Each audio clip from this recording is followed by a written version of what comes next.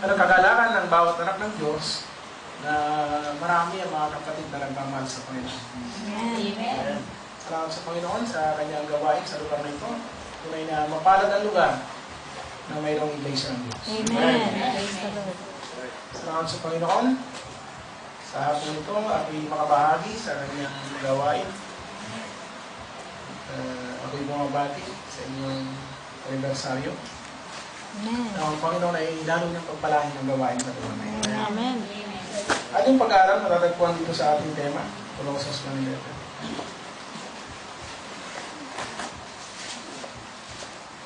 Kailan ko yung kayo Timayo, basahin natin ng sabay-sabay. Na kayo'y palakasin ng buong kapangyarihan ay sa katalasan ng pinagkawalayan sa buong pag-iis sa Panginoon may dala.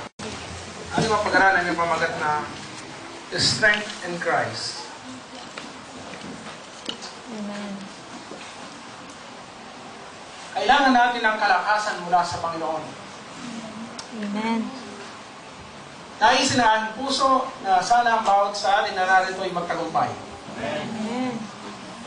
Hindi lang dito, kundi hanggang doon sa kabilang buhay.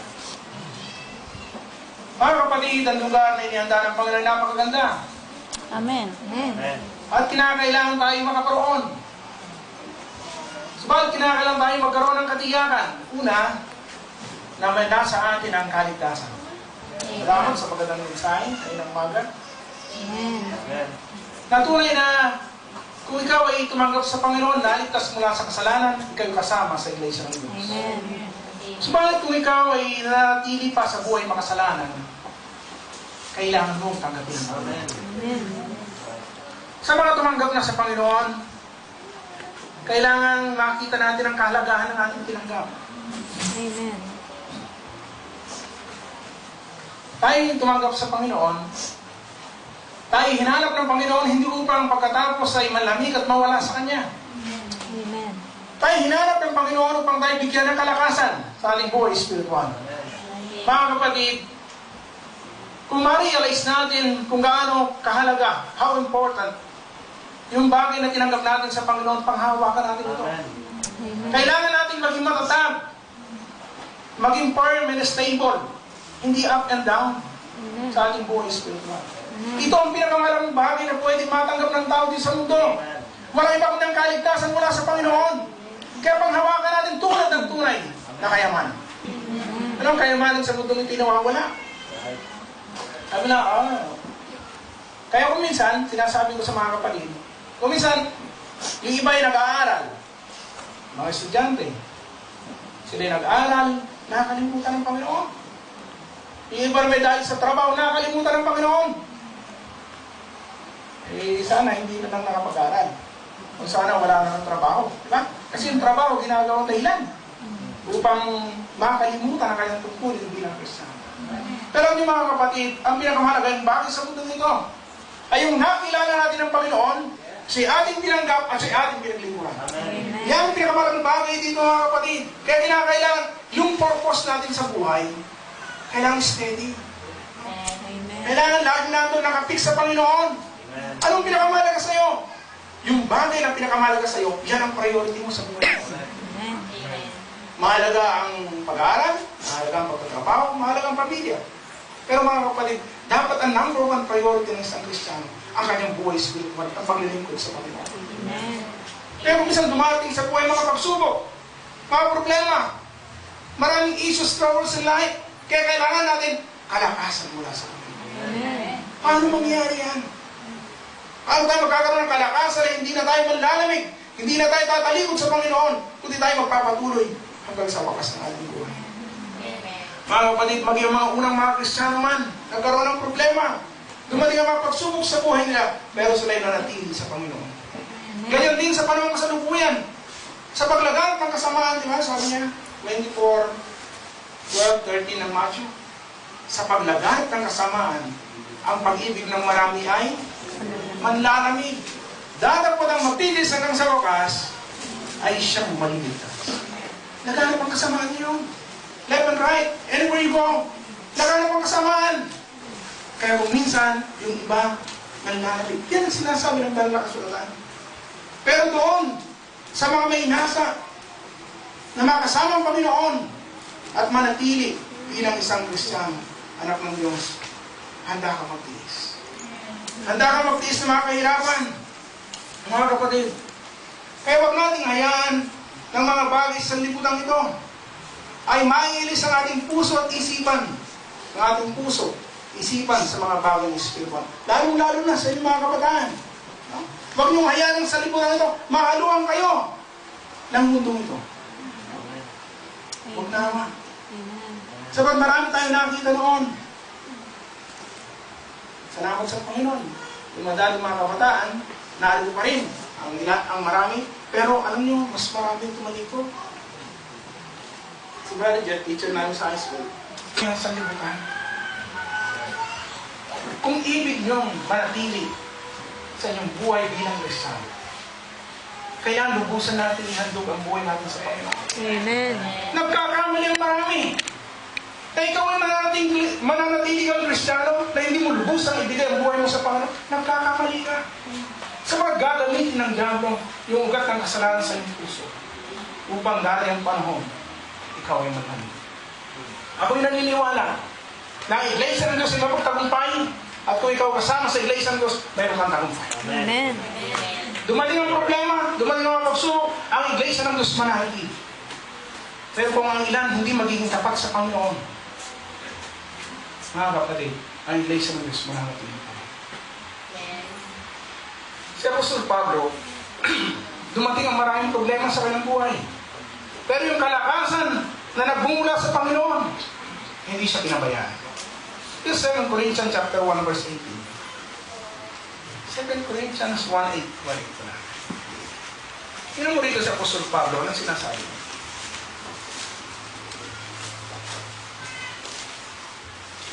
Hindi namin ibig na kayo di makaalam, mga kapatid, nang tungkol sa mga kapigatian namin. Kapigatian sa English struggles.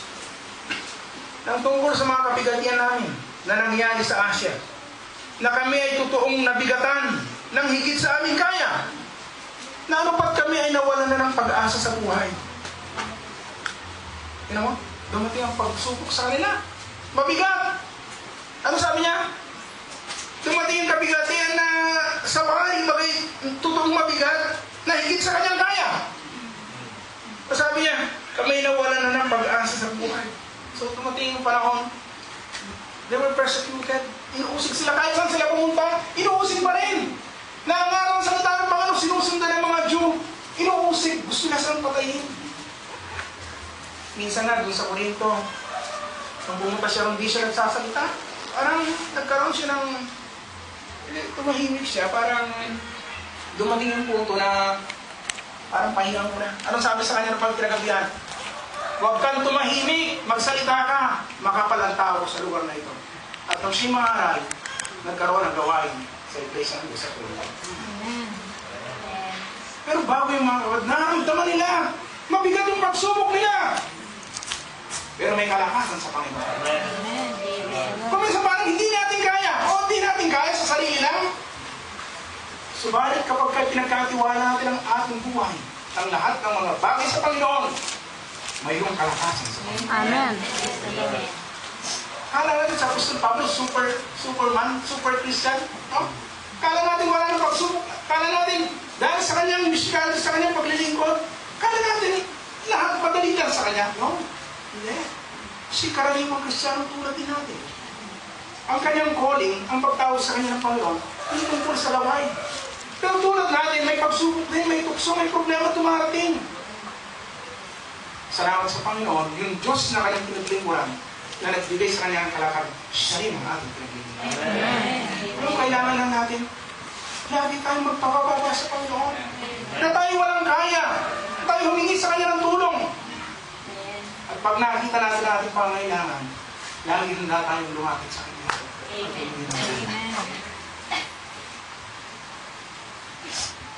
Ito dun sa 2 Corinthians 4:7 hanggang 9. Meron pang binanggit si Pablo dito.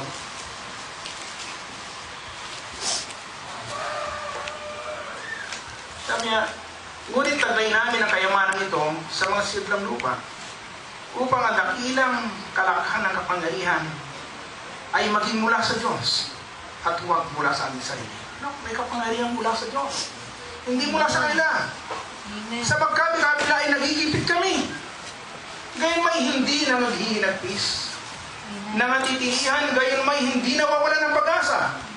Pinag-uusig, gayon may hindi pinababayaan. Inilulog mo, gayon may hindi nangasisira. Lahat ng kabigatian, lahat ng tinitis, lahat tiniis niya. Lahat ng hirap nandoon. Pero ang sabi niya, yung kapangyarihan na mula sa Diyos, yun ang nagpalakas sa atin. Amen. Maaaring ganyan ang naranasan natin sa ating buwan.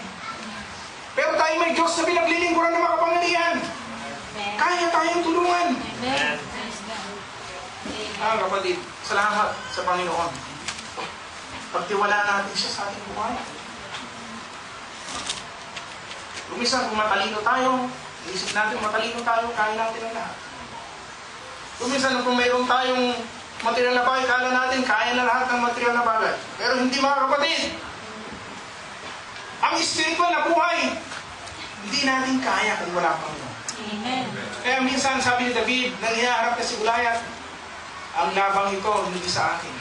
Ang labang ito sa Panginoon. Kaya ang lakas ng loob niya. Si Binatilyo lang. Ang kalaban niya, higante. Sa English, champion ng mga Palestine. Yung nakalagay doon eh. Pero hindi na siya tanggap. Ang sabi niya, ibibigay ka sa akin ng Panginoon. Amen. Sabagat po ang kanilang lakas lang, ang kanilang titingnan.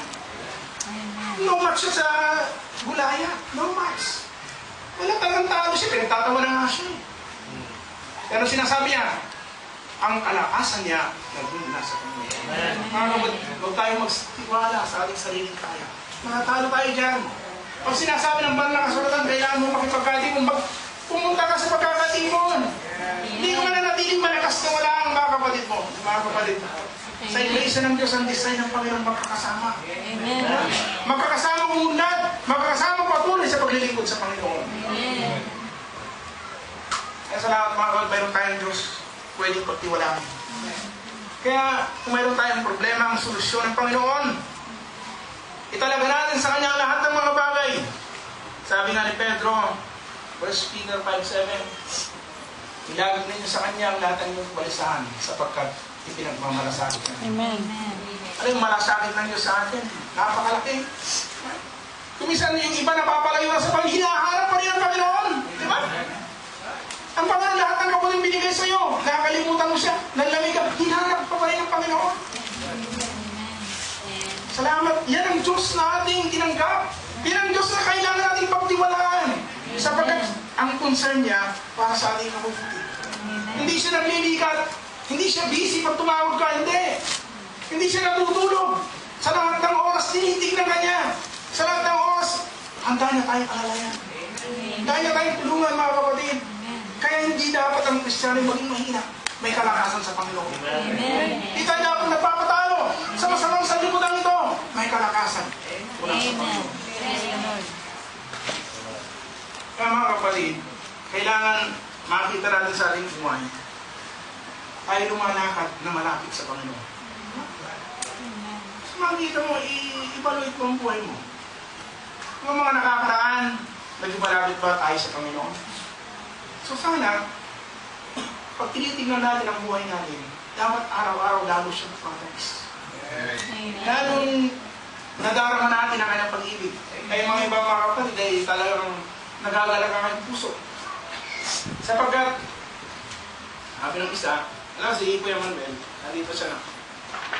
Parang nai-energize kami kay Kuya Manuel eh. Kasi nga nag-ano siya, titirabulo na, araw-araw talagang sa Panginoon siya.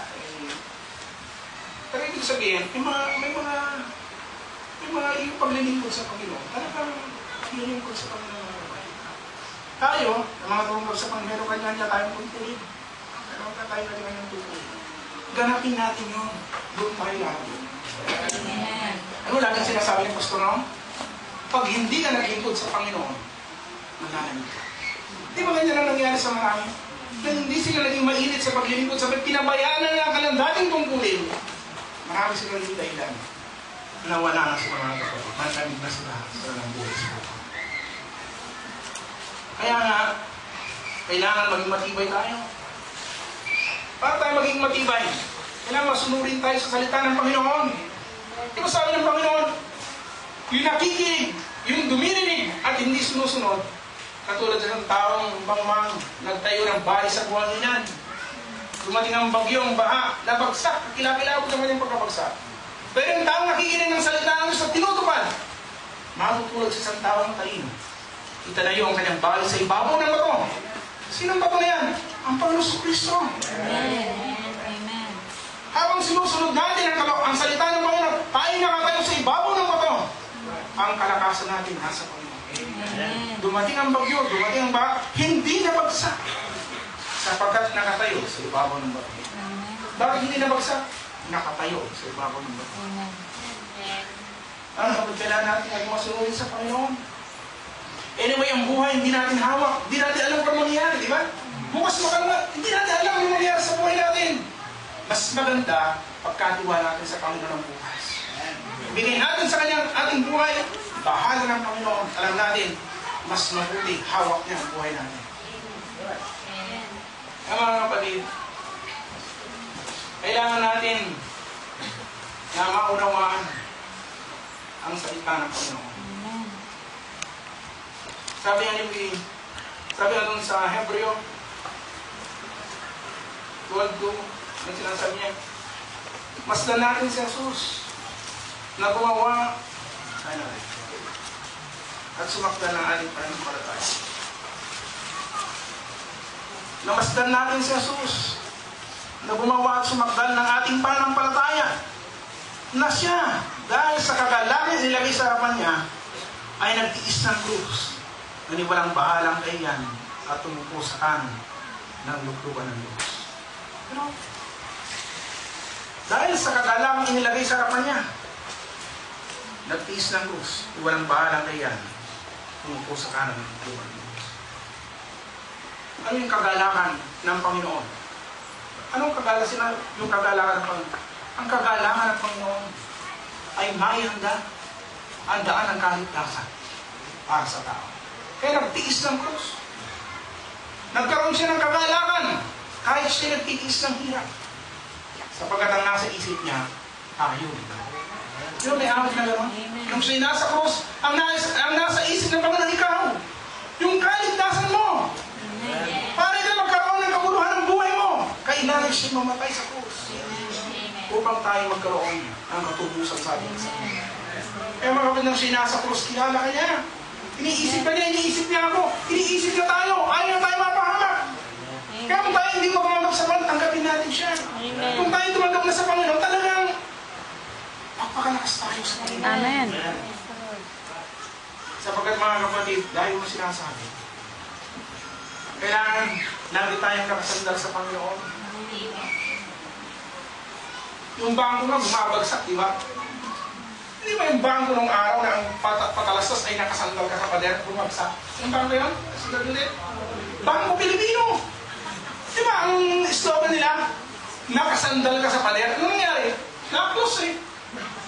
Di ba? Close! Yung bangko Pilipino. Nakasandal sa pader.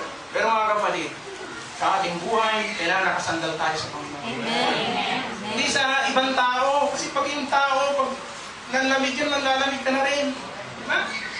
Ang tao nagkakamali. Hindi na muna yung mga ministro. O, ang mga ministro man, maaaring magkamali rin, di ba? O maaaring may pagpapasya pa rin. Baka mag-backslide din, di ba? Ang tingnan natin ang Panginoon. Doon tayo nakasandal sa Kanya. Doon tayo nananalig, pinagkakatiwala natin ang buhay natin sa Panginoon, hindi sa tao at hindi sa ating sariling kaya. Pag nakita ng Panginoon na gano'n ang kalagayan sa buhay, makikita natin mga kapatid, mayroon tayong kalakasan. Saan nagmumula ang kalakasan? Sa panalangin. Mga kapatid, kailangan natin, anong buhay pa si Pastor, sinasabi niya, kailangan meron tayong quiet time. Yung quiet time. Yung quiet time ng panahon namin, humigising kami ng madaling araw. Nananalayan kami. Yun ang talagang in-calculate sa isip namin, kailangan meron ng quiet time. Manalangin mo madaling araw. Pagising mo madaling araw, tahimik pa, mananalangin ka. Kasama mo pa rin, nagdarama mo siya. Nadarama mo yan. Pag nananalangin ka, umaabos ang luha mo. Di mo na, minsan na ano, isang oras ka na palang kalaro, di ba? Di ba? Kasi nagmumula doon ang kalakasan sa panalangin sa Panginoon. Yung communion natin with God, na Panginoon, narito ako, ang tao, nagtitiwala sa'yo, bigyan mo ko ng palakasan. Minsan, panayaan mo ng Panginoon, huwag mo akong pababayaan. Huwag mo akong iiwanan. Talagang Panginoon, hindi ka naman iiwanan. Ang pilit lang kuminsan natin, pag marami na tayong focus na tulad ni Pablo. Ano sabi ni Pablo? Yung pagsubok na dumating yung trouble, kapigatin na dumating sa amin. Higit sa amin kaya. Parang wala na kaming buhay. Di ba? Sabi ni Pablo yan eh. Hindi na sa natin ganun sa bagay. Pero ang Panginoon, nagbibigay ng kalakasan. Amen. Kala mo lang, walang nagmamahal sa'yo. Kahit mo, mga kapatid mo sa pananampalataya. Pinapanalangin ka araw at gabi na magpatuloy tayo. Hindi nagdadalangin na tayo ng gabi. Minsan tutuksin na rin niya, wala kang kasama. Pero ang Panginoon, hindi niya tayo iwan. Yung iba, hindi sila matibay sa kanilang buhay spiritual. Sabagat kulang sila sa panalangin. Ang mga apostol at yung mga unang mga Kristiyano na nagkaroon ng malaganap na gawain ng Panginoon, ginugulo nila ang maraming oras sa panalangin. Sila John Wesley, sila John Preacher, ilang oras ang ginugulo nila sa panalangin. Bago sila mangaral, nagkaroon ng revival sa buong Europe at umabot sa Amerika at sa buong Asia. Lumaganap ang gawain ng Panginoon. Hindi dahil sa sila'y magagaling. Hindi. Dahilan sa kanilang kalapitan sa Panginoon. Kasi kung galing mga kapatid, maraming mga ministro sa sekta ng Diyos, magagaling. Pero hindi naman naliligtas ang mga tao. Marami silang nakukuha ang membro, hindi naman naliligtas. Hindi naman nababago ang buhay. Pero tayo mga kapatid, kailangan natin ang tulong ng Panginoon. Kaya mauna mga Kristiyano, mabuhay sila sa Panginoon sila. Yung kalapitan nila sa Panginoon, alam nila. Mabuhay, mamatay sila sa Panginoon. Di ba sabi ni Pablo, 1:21 Pilipos, saganang akin, ang mabuhay si Kristo, mamatay pakinabang. Bakit sinasabi yan? Dahilan sa kalapitan ng kanyang relasyon sa Panginoon. Pero kung wala tayong personal devotion, oras, na ating personal devotion sa Panginoon, ano mangyari sa buhay spiritual natin? Pero yung mga unang mga Kristiyano, ang kalakasan nila nagmumula sa panalangin. Kapatid, baka tayo nagkukulang dyan. Baka tayo nagkukulang sa ganyang mga bagay. Kaya mga kapatid, si Pablo, napakaganda ng kanyang kasaysayan. Alam mo si Pablo, dahil sa kanyang kalapitan sa Panginoon, kahit sa gitna ng panganib, wala siyang takot. Sa gitna ng kamatay, sa bingit ng kamatay, wala siyang takot. Yung mga kapatid, nag-iiyakan na. Alam nila si mapapahamak na. Anong sinasabi niya dito sa Acts 21:10 hanggang 14? Napakaganda, basahin natin. Acts 21:10 hanggang 14.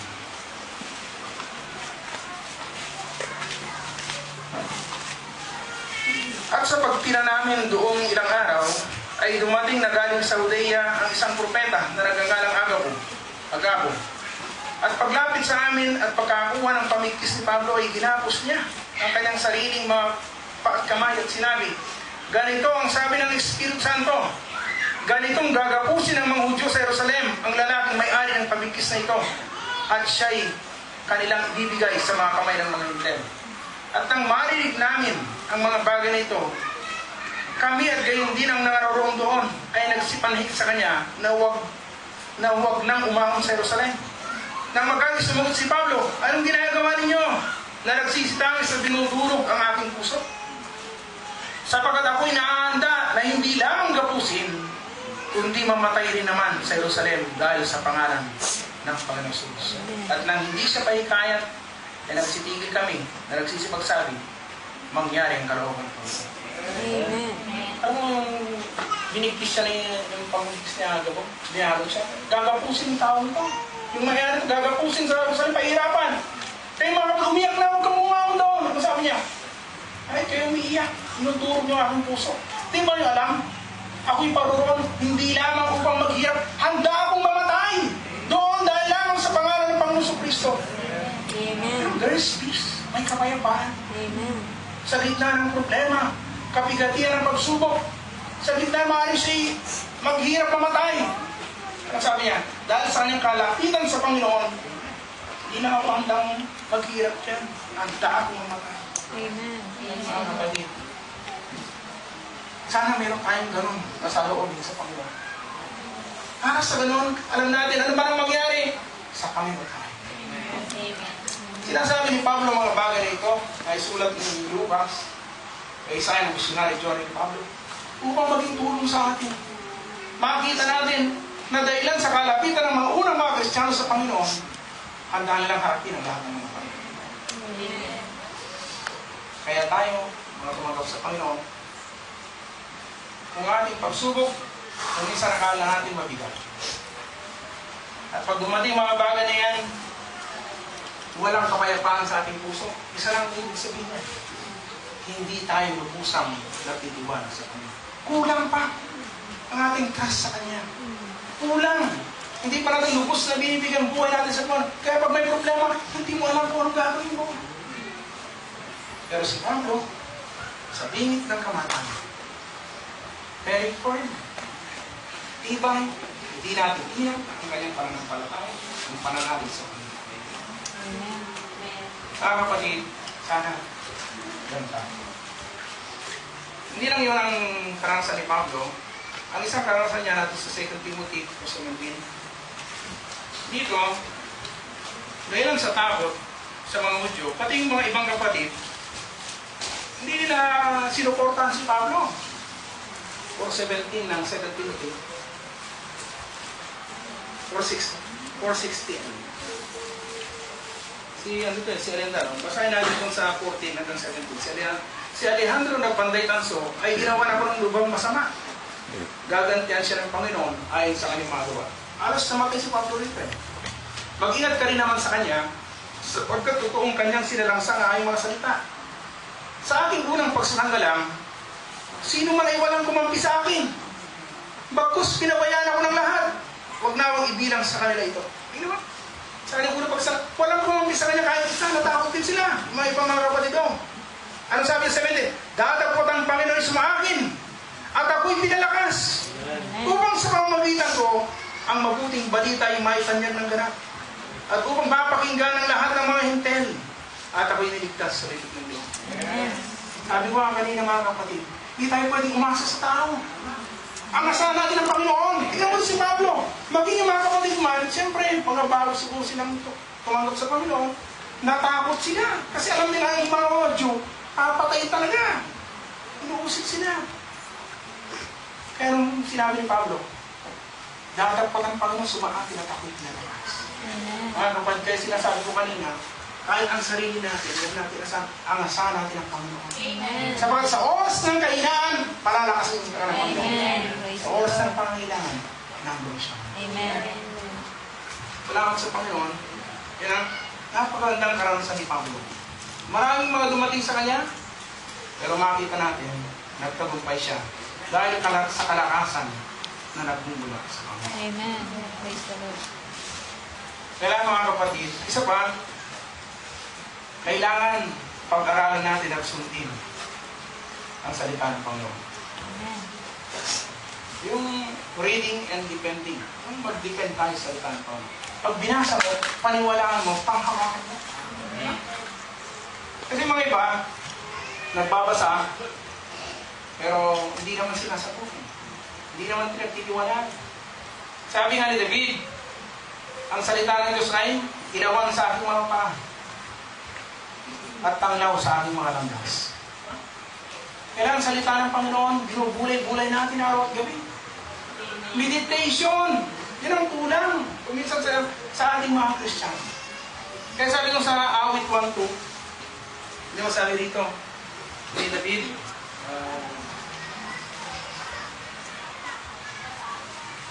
mapalad ng tao na hindi lumalakad sa payang masama. 1:1. Di tumatayuan sa daan ng mga makasalanan. Di naupo man sa upuan ng manglilibak. Kundi ang kanyang kasayahan ay nasa kautusan ng Panginoon. At sa utosan niya, nagbubulay-bulay siya araw at gabi. Kaya meditation sa salita ng Panginoon. Ano pag laging binabasa, minimeditate ng salita ng Panginoon? Anong sinasabi? Pati yung attitude mo nagbabago. Yung ugali mo nagbabago. Nagiging maslipan ka bilang Kristiyano. Maging pananalita mo. Makikita mo, may yung mga salita na galing sa malang surat, lumalabas sa bibig mo. Kahit nakikipag-usap ka sa ibang tao. Sapagkat minimeditate mo, isinasabuhay mo, pati yung vocabulary. Tingnan mo, talagang nababago. Kaya nakikita natin mga kapatid. Kaya yung mga bansa Amerika, magulat yan. Alam mo yung mga unang mga tao dyan, lalo maging mga presidente na. Yung isang presidente sabi niya, it is not holy by ito. Dahil di mo maulawa. Lagi mong pinag-aaralan. Lalong lumalawak ang liwanag ng salita ng Diyos. Sabi pa ni David, ang salita mo ay aking iminatan sa aking puso upang wag akong magkasala laban sa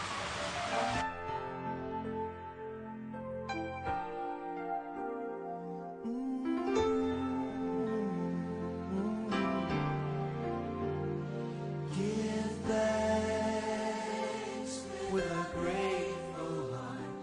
Give thanks to the Holy One. Give thanks because He's given Jesus Christ His Son. And now let the weak say, I am strong. Let the poor say, I am rich, because of what the Lord has done for us. And now let the weak say, I am strong. Let the poor say, I am rich, because of what